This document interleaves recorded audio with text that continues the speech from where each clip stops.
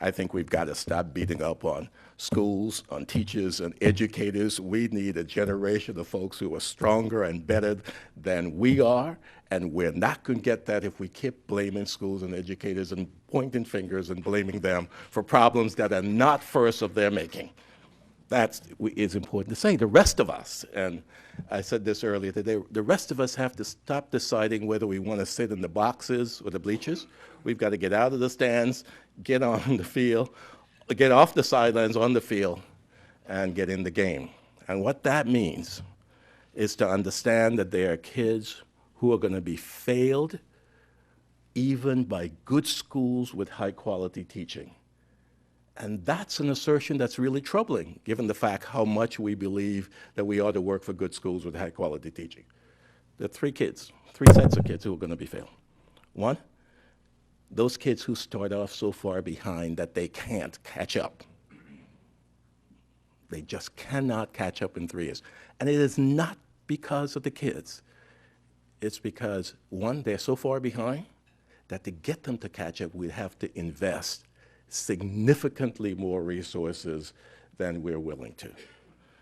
And that's why this campaign here in Cleveland, the first 2,000 days, is so important. We have got to make sure those kids aren't so far behind when they get to school.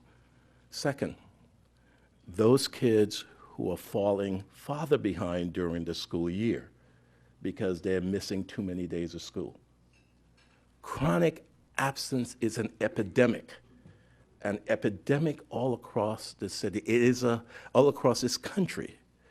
It is an epidemic that is hidden in plain view because we are so conditioned to look for unexcused absences that we ignore the excused absences. And if a kid is absent for any reason, excused or unexcused, it will not matter whether you have a great teacher with a great lesson plan in that classroom. The kid is not there to benefit from it. So that kid who is missing because of asthma, because of oral health care, because of the slew of health problems that affect and afflict kids from low-income families, we need to help parents figure out how to solve those problems to get their kids to school. And thirdly, we've known for a century, it is undisputed that children lose ground over the summer and that low-income kids lose more ground. Nobody contests that.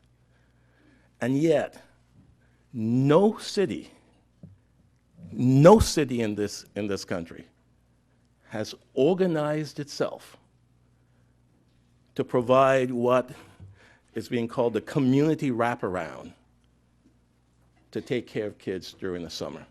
So summer after summer after summer, we know that kids will lose ground. And yet we depend on the goodwill of strangers and a patchwork of programs that somehow magic will happen. And when magic doesn't, those kids go back to school in September, farther behind than when they left in June.